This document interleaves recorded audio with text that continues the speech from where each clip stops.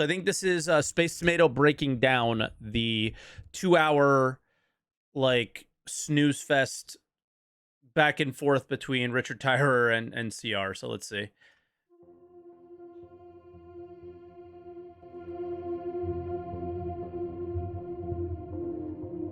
Hey, this is a bit of a different video from my normal ones. I'm still working through my coverage of the recent CitizenCon event, but I noticed there was nowhere really all of the Squadron 42 gameplay we saw had been posted up for anybody to watch.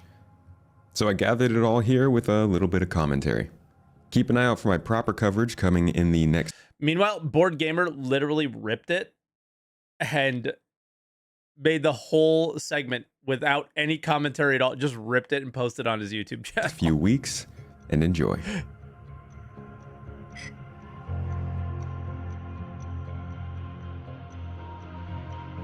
This first demo we got was of the FPS radar and scanning as well as interaction modules.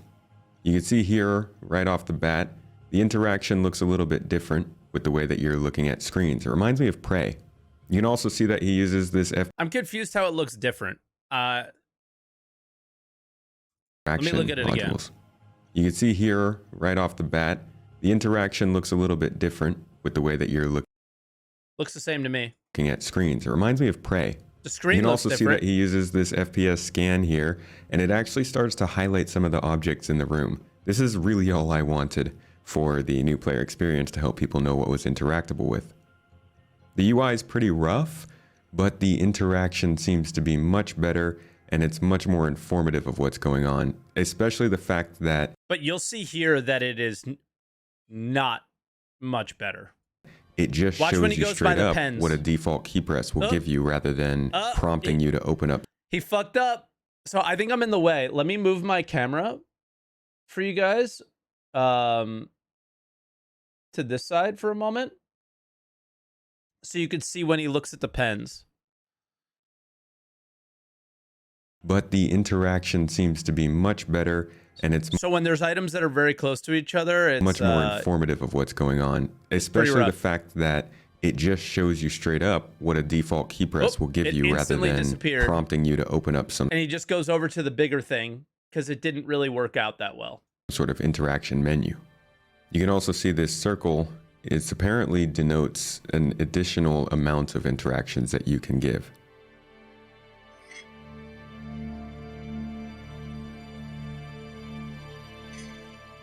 Now in this next example, you can see that they're scanning and getting those same wireframe UI components over people, objects, interactable access ways, and different things like that.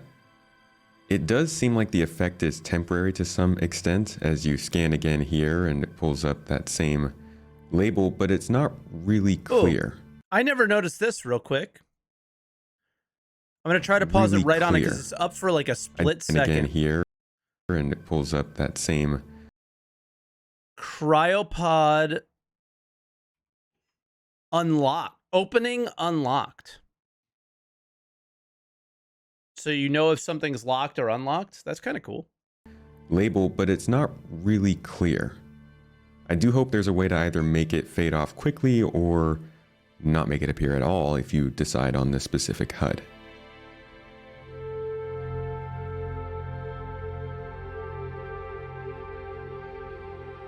Up next is a look. And to be clear for everybody, this is the Richard Tyrer, Chris Roberts, without all of them talking. These are the videos that they shared with Space Tomato talking over it. And the reason they shared the videos was to show that the work they're doing in Squadron 42 absolutely, unequivocally will improve Star Citizen. That was the point of it for them. When it will is a whole nother question. At CIG's new platforming controls. The interactions here that are seen are pretty normal, things you would see around a bunch of different types of games, but Star Citizen's never been great with movement. It's always been kind of frustrating to move around and interact with things in Star Citizen because it feels clunky, unfinished, and this seems to make things a little bit more polished. I think it was incredibly clunky in first person and a lot better looking in third, which is why I think they showed a majority of the animations in third. Seems to be linked to specific surfaces though, from what I can see of the shaded details on some of these ledges. So we'll have to wait and see what else is coming with this, but these ladder changes are nice. These are things we've been reading about in the monthly reports. Being able to look in different directions while on a ladder, and even do things like use weapons and jump off, as we see here.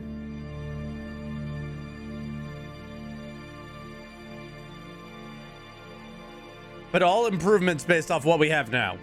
You know, huge improvements on what we have now. At the end here, we do get a nice sneak peek at some Squadron 42 assets, which I imagine is one of the few space stations we'll get to see in that single-player game. And my favorite is they were like, oh, what's that? Oh, what's that? Shut up. Something you're not going to let us see again for another 2 years. Like, just be quiet. Sorry, I can't stand that stuff.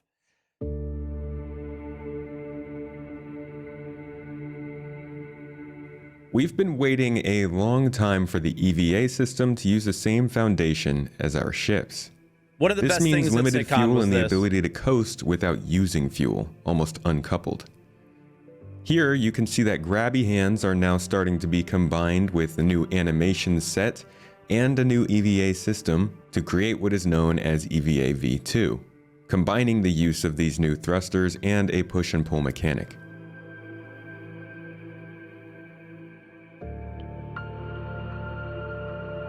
You'll be able to crawl along surfaces at lower speeds, taking in the sights and looking for new vantage points, but also you'll be able to push off and skim along the surfaces of these objects as well. Yeah, that was so cool. Creating a new form and speed of travel for the first-person experience in the game.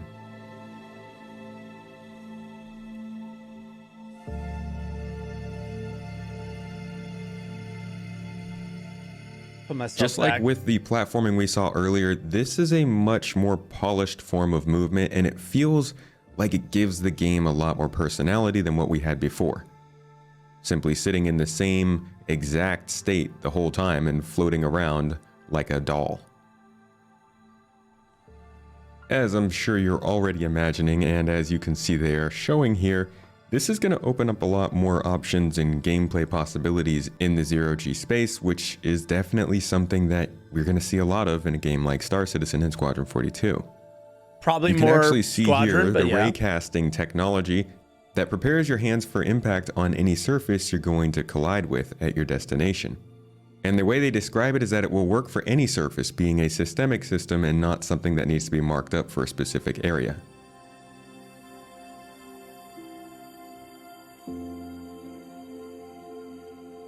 I'm not sure why they showed this shot in the video. I think just because it looks cool.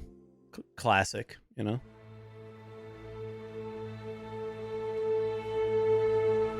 Next here we have Quantum Boost. And first in this demo you can see some of the new HUD design here. It's actually outdated already as it was described as too busy, but you can see it's pretty close to what they had concept. So this is not the new HUD design. This is the old HUD design with the manufacturer change to it. So they had showed us the manufacturer change, and then at some point in between when they had showed us the manufacturer change, they decided that they want to completely change the HUDs altogether. And to be honest, that conversation was very difficult to decipher what their real plans are, other than when you're in certain modes, you'll see certain things, and when you're not in those modes, you won't see certain things. Concepted for us a couple years ago. Now from the scan that was done here, you can see points of interest within about 20,000 kilometers in distance. This already shows us a bit of a different style of exploration in the game that's more based on the mid-distance rather than short distance as we've been scanning so far. Yeah, which we need. Here a debugging and very early work in progress UI pops up for quantum boosting, which... But 20K out, you could see ships. It's, I think it's what is showing up at that distance is what's really changing. I think that's the takeaway from it, is that where they're going to quantum travel to is not a ship, not a mineable. It's something different. And if you haven't seen it before, I mean, it's probably one of the cooler things that we saw at CitizenCon. So I think I'm going to need to move my camera for it as well. Essentially Maybe that. allows for slower travel than quantum travel, but faster than your normal speeds. It will allow you to travel to mid-distance areas for a more free and quick way of traveling, but it requires some effort in maintaining your heading and offers a bit of a mini-game experience. For now, it ultimately seems to be a precursor to more meaningful near to medium distance exploration and traversal, but there are some complications that come with it that I'm just not. I don't know if he's, I'm sure he is. There's an asteroid base with like a hangar and stuff here. So sure about that we'll be talking about later in some of my other videos. And obviously at the top, Odin 3 sector sweep is like the mission. Later in some of my other videos. At the top.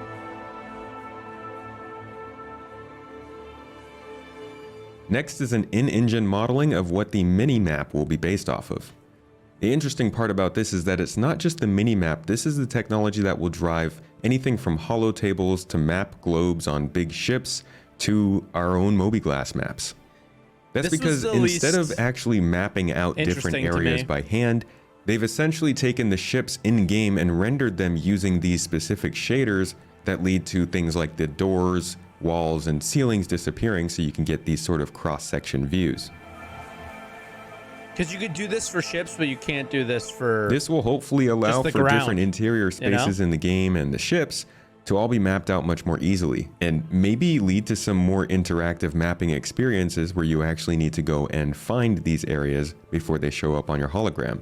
Sierra's obsession with blue hollow stuff is... It's a pretty slick looking map. I'm excited to see how it functions in the actual Moby-Glass and in our radars that we have in ships and vehicles. Yeah, you can do it for bunkers and stuff, but... Surface maps of moons.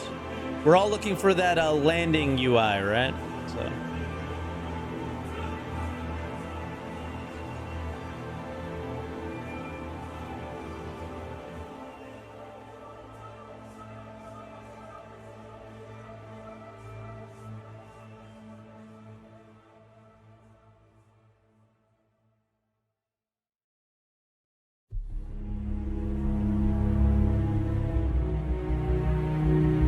Another monthly report regular that we read about just about every month, AI working together, searching for a player. In this example, we have a player character, denoted by another AI, going and hiding off behind a vent. You can see that... What was so special about this? Was there anything special about this? This seemed like the most basic thing that should have been working literally 10 years ago. All of these different white bubbles kind of show different places where a character might be hiding. The room is systemically filled with these bubbles based on different geometry, and the AI are able to then search and validate these bubbles as they move around the room. This whole scenario involves these two AI clearing out hiding places in the room, looking at usables, and communicating back and forth what has been searched and what hasn't. Of course, this is a debug mode, so it looks a little bit weird, but you get the idea. You can see how the AI both go to different areas rather than doubling back on each other's, although they are still a little bit inefficient about it, if you ask me. But you can also see that they don't necessarily go straight to the most obvious path. They make sure to eliminate all of the different areas in a room before moving on.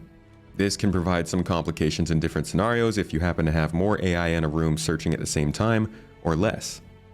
But this also may play into some of the traits we're going to look at next, and show you that maybe some AI don't search a room very well and will rush past before making sure you're not in there. Yeah, like, don't get me wrong. I am happy to see the game progress in this direction, but I don't think anybody thought that this was like a huge deal or anything. So it really depends on who you're dealing with when it comes to different scenarios. Because it just wasn't.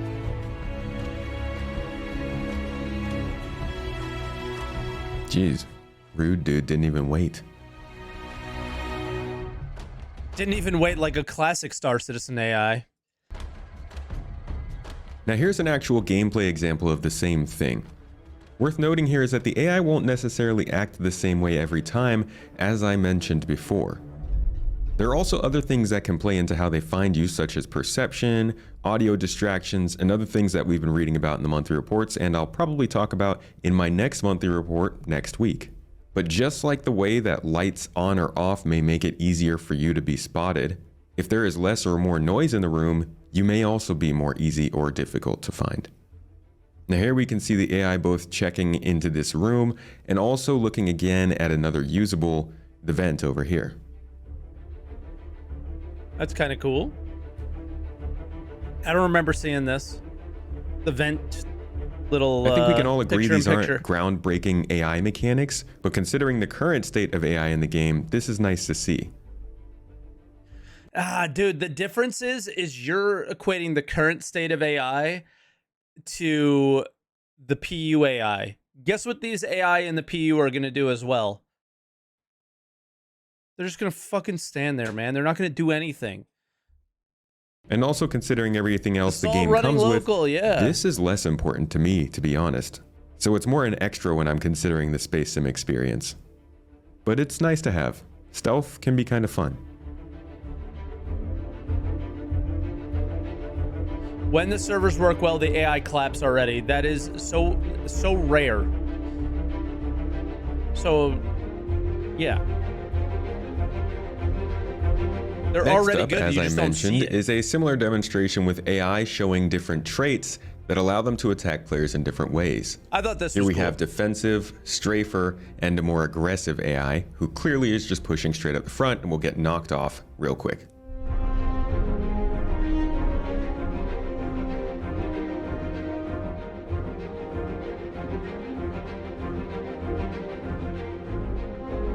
But you can see that the AI engage you in different layers: supportive, aggressive, and defensive.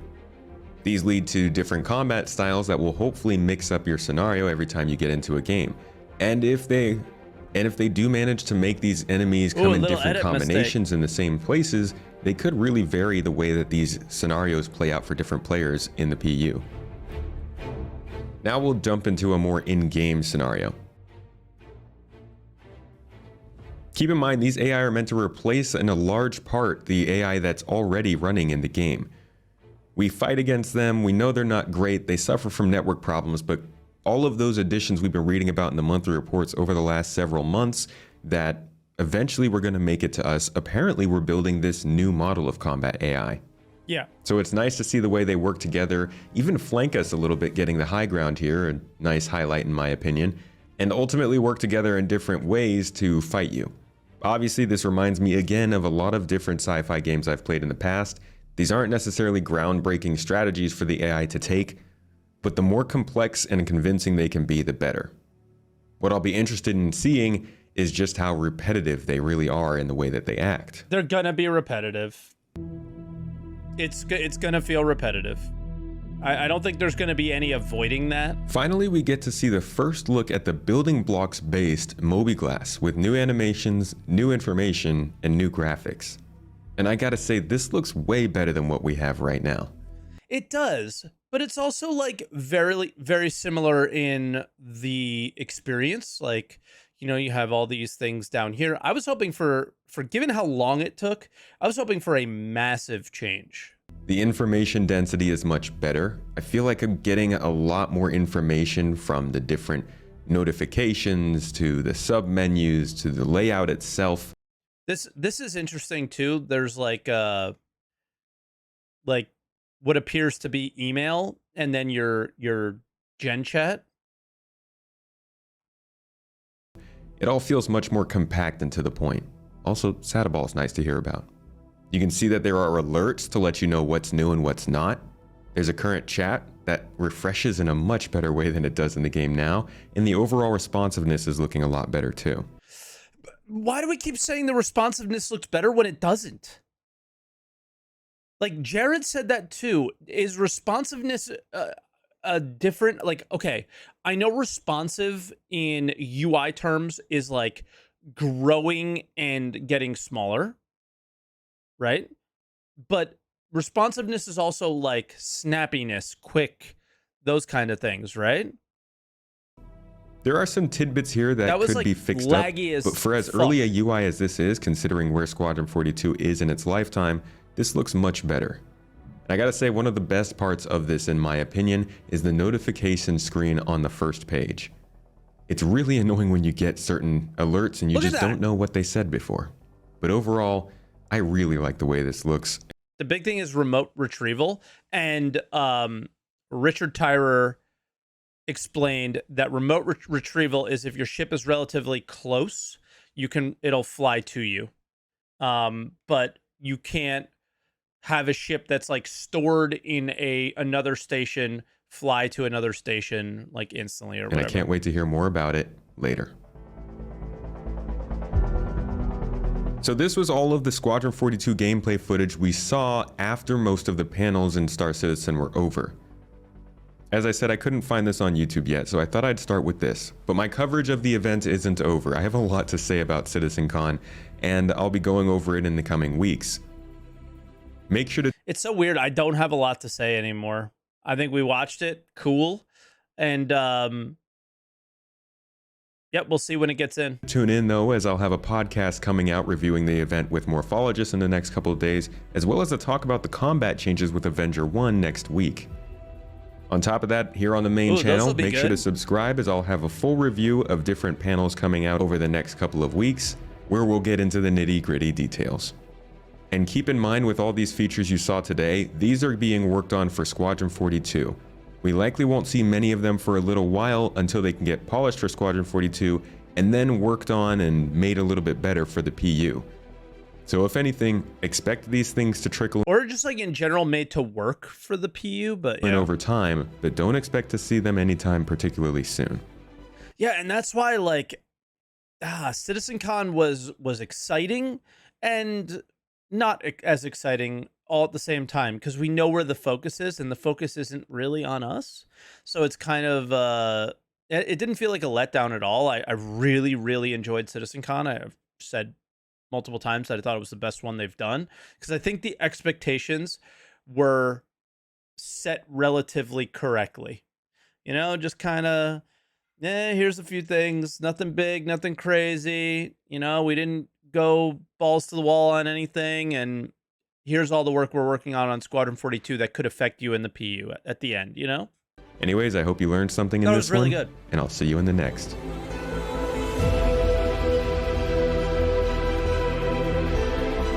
Yeah, and that's where I'm at with that. Personally, I thought this was a really good video. Let me go ahead and link it to you guys in case you don't know Space Tomato. Very development focused and everything. And yeah, really, really good. So in general, I thought the last section of the event was really important, but it was really hard to get through. And I think Space Tomato did the best job of kind of like condensing it, putting together and sharing everything that went on at that little end part. But yeah, thanks again, Space Tomato. That was good.